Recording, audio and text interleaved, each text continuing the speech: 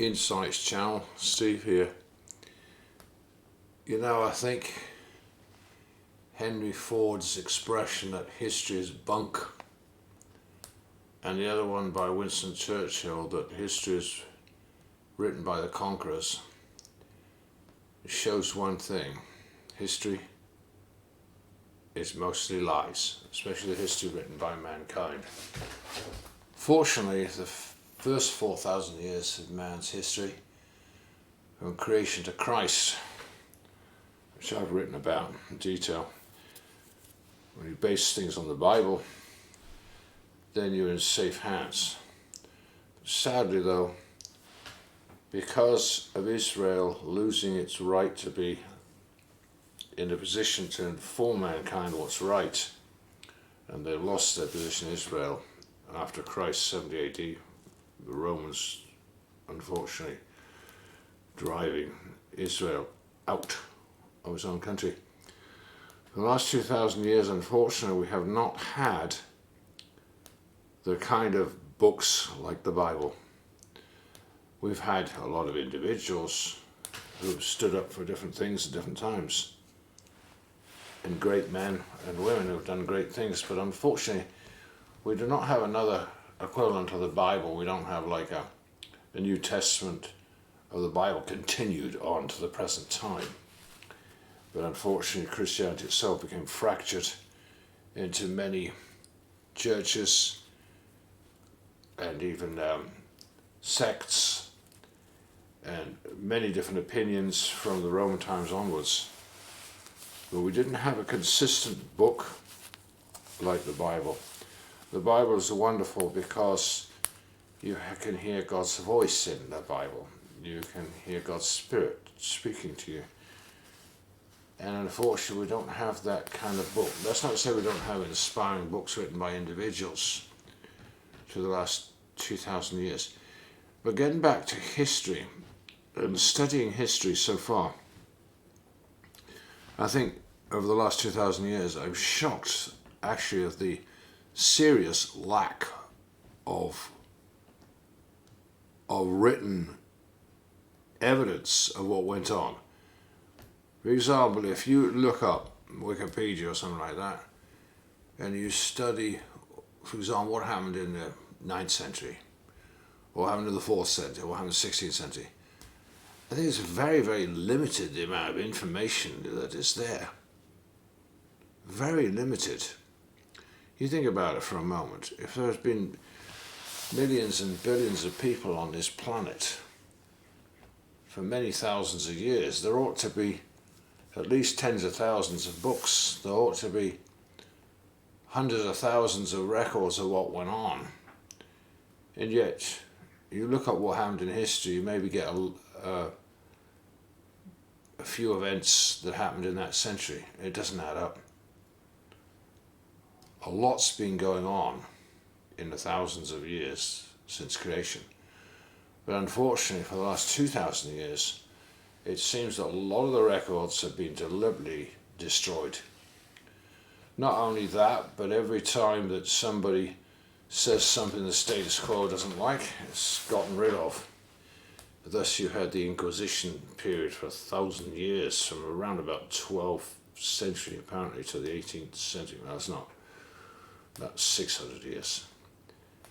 And the early scientists would often find themselves in the hands of the Inquisition and tried for their blasphemy against the established church way of thinking.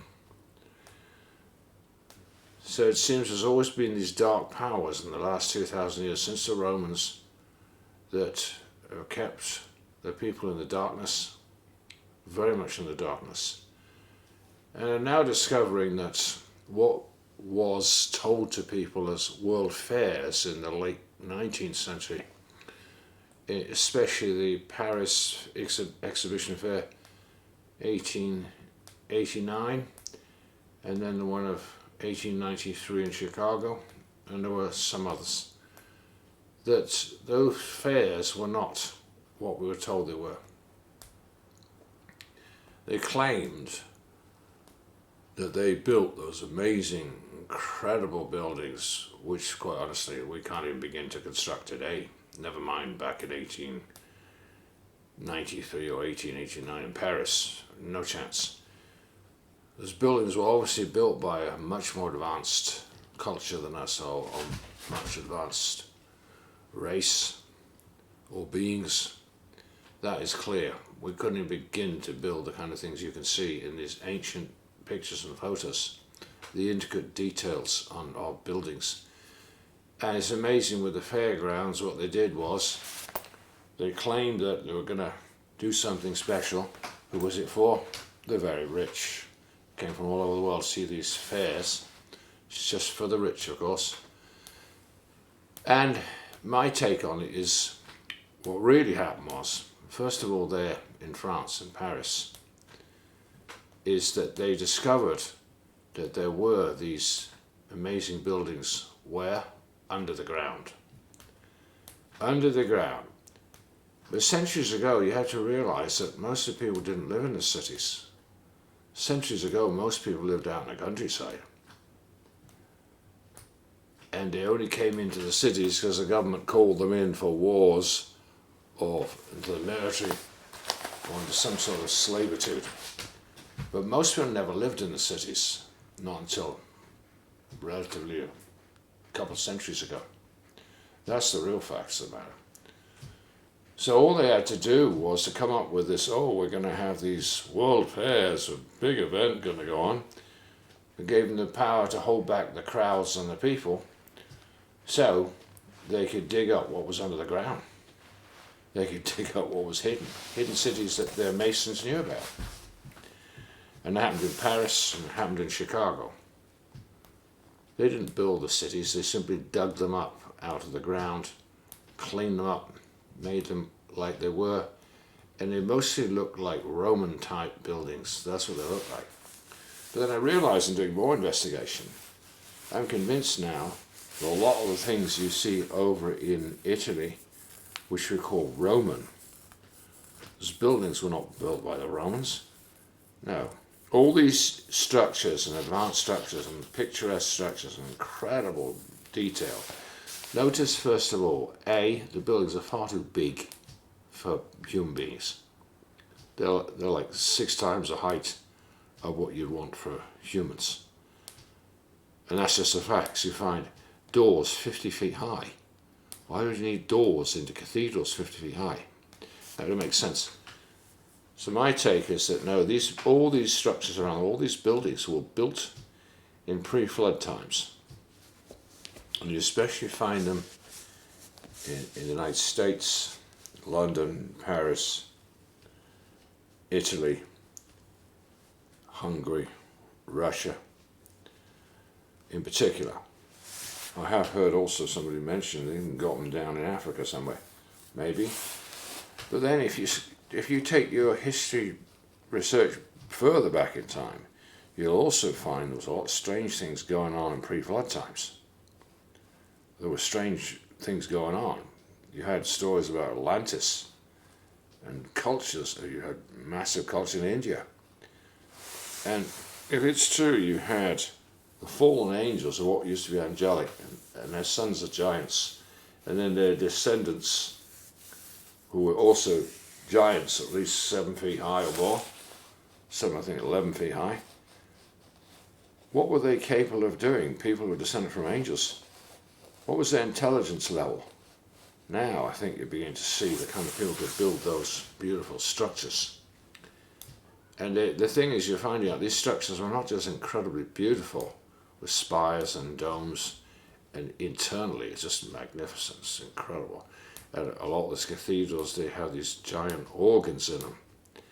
But I'm convinced, as others have said, all these buildings were not built for man, they were built for a giant race.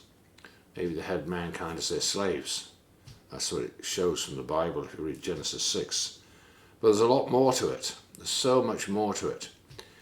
I think what's really happened is we had the flood, and at the time of the flood, all these amazing buildings built by different advanced cultures, they were buried in mud. But eventually, because of erosion, these buildings started to come out of the ground. And the modern controllers didn't know what to do about them because it got in their way. And it was against their way of thinking. After all, they brought out evolution in 1859, just a total false doctrine that man is always evolving, getting bigger and better and stronger and more smart. And we are the most advanced, when it just turns out those buildings totally prove the opposite. Somebody far more sophisticated and advanced and much bigger used to be here. Well, the only records we know where that's true is in the Bible, and that's in Genesis 6, talking about in pre-flood times, there were giants, and there were those born of angels. Now, I can understand they could build those kind of structures. But what were they built for? Because the more you dig into it, you find out that there's a lot of these built like cathedrals and that, they're not just buildings. And they obviously weren't built for tiny man, they were built for giants. But on top of that, you find that the sounds in those buildings have effects on the body to do with resonance, yeah. So there's a lot of secrets there that have been hidden from most people. And in digging into history the last 2,000 years, you have to realize, first of all, man has only lived in cities a very short time, in recent centuries. And they were herded into those cities from the countryside by the powers that be, for one reason or the other. So it's easily conceivable that in 1893 or 1889, those world fairs were simple. They kept all the people away from what they were digging up and doing and told them to go somewhere else, be somewhere else, while they dug up an ancient city. And the same in other countries like the United States. And that would explain why you got similar type of buildings. How can you get built in the US that's only been there 250 years that look reminiscent of Latin buildings, Greek buildings? Well, now I think that what historians have told us in talking about, those are ancient Roman buildings, I think the truth is it goes much further back than that. And it's very possible that those ancient buildings that we see today in Italy and everybody says, oh, look at this amazing building. Maybe it wasn't the Romans that built them. Maybe the Romans merely inherited them. That it goes back to the time of the gods. At the time of the gods, they had all kind of empires on the planet in pre-flood times. And they built all these structures not realizing they were themselves going to be destroyed and there'll come a flood. Now, if you think about it, when it comes to flood, the water first goes up, and then later there'll be a swishing of earth and mud, and so it is conceivable that the buildings could have been buried just as they were, standing in deep mud. Thus the so-called mudslides of Tartaria. No, it was pre-flood times. And that's also why they survived for the last 4,500 years. But I don't buy into this idea of the empire of Tartaria as being like a few hundred years ago. No. I do think that when you know about the inner earth, just read about Admiral Byrd from the United States going inside the earth. Also read about those back in 1829, two Norwegians who went inside the earth, met giants 15 feet high that were friendly. So there's a lot more going on this planet than just what meets the eye or what you're told. There's a whole inner earth, in the hollow earth. There's a lot of races down there too, of all types. And I think a lot of them used to be on the outer surface, but they moved to the inner surface in times of persecution, trouble. They heard about it and they moved downstairs. Also, there's another reason. Inside the earth, the atmosphere is different in every sense of the word, and you're protected from the outer radiation, which, like UV, causes aging. So that all makes sense. And but what I'm finding out now is shocking. The history of the last 2,000 years is not. It can't be right. And also when you look up things and you ask questions, they get it all wrong. Wikipedia gets it all wrong. For example, you look up, for example, you can look up 1 century, say, what was the major events in the 16th century? What was the major events in the 15th century? Or more specifically, how many people lived in Paris in the 15th century as compared to the 14th century? And they start getting it all wrong. You'll get information where you can see they clearly don't know. And they're making it up. And say, well, we don't really know, but we think there was about this many people in Paris at the time. You say, what about 100 years before that? And then they quote a number, estimated number, which is higher than it was a century before. They don't have a clue about history. Or they're not letting on what really happened. It's all being hidden. Apart from very famous few people that we all know about, heard about. But then you feel, here's the boner. Look at this one. I was looking up who built Westminster Cathedral, or who built another very famous cathedral down there in London. And they give these famous names. There's always Sir somebody, Sir Christopher Wren or Sir whoever. And you begin to realise, how is it possible? They claim this guy. First they say he's an astronomer. Why would an astronomer build cathedrals?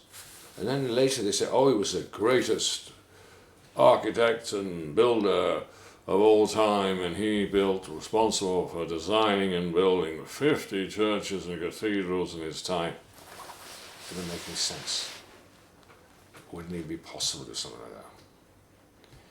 So you see, we're just being spoon-fed lies, whilst the rich take the credit for building things that they never had a clue how to build. They were actually built by demonic races in pre-flood times. It's very easy to put pins in the balloons of history because they're not even consistent in what they say. They don't even know. The past is gone and it's been buried. Well, that's my observations as I was studying about Paris. And I'm shocked. I even think that the Eiffel Tower is suspect. We heard that the Eiffel Tower was donated by the USA to France, blah, blah, blah. Really? You try lifting something that big, that heavy, across the ocean. You try. I don't think so. Or was it dismantled and built from scratch, something that big? I don't buy it. No, it was already there. Apparently it was already there, but the only reason in the World Fair of 1889 that they didn't bury the Eiffel Tower was simply it was too big. They couldn't bury it. Too big. Imagine that was their declaration. They couldn't bury it. So it's really amazing how these powerful and these rich, what they've done through history. And of course, the cities were, some of them built by man, but there were buildings there from before, buried from pre-flood times, now dug up and made into the biggest buildings of the governments of the world, like in Washington, D.C. It's just amazing how man is just behaving the exact same way as the devils in pre-flood time. They've got to have the biggest and the best and the richest and be the best, and so full of pride and arrogance. This hasn't changed since the time of the fallen angels, unfortunately. And therefore what happened at the flood is going to happen again. You can see that this planet's going to get wiped out again, unfortunately, because of arrogance and pride of the extreme rich and the billionaires and the trillionaires. They're acting just like the devil's people from pre-flood times. So what happened to them? They got washed away. Well, it's coming again very soon, I think. But the only thing people can do is to hold on to Jesus and hold on to their faith in the Word of God, because that's the only thing you can believe in. The only thing you can truly trust, I would say in my experience, is the Bible and the Apocrypha books and some of the ancient Hebrew books written by men and women of faith. Of course, there has been individuals who have written great things in the last 2,000 years. Of course it has. But I say, unless it leads you to salvation in Jesus and faith in the Bible, then it's really not that important knowledge. It needs to include Jesus and God and the Word of God in order for any book to have any real lasting value, eternal value. But sadly, I think, like other writers said, unfortunately, they've gotten rid of 85% of the books written by the early Christians. It's very sad that that's happened. Well, we'll just have to keep investigating and see what more we find, but I'm enjoying doing this study of history, though I'm finding it quite shocking when you realise that this world is based on lies. It's based on almost nothing but lies and pride and arrogance and just pursuing after money and power, which has no lasting value. The only thing that has lasting value was what Jesus Christ gave the sample of humility and taking the sins of man on his own shoulders. That's the only thing that's lasted.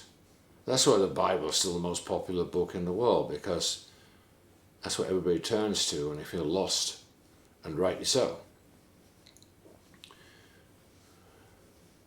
Well, thanks for listening.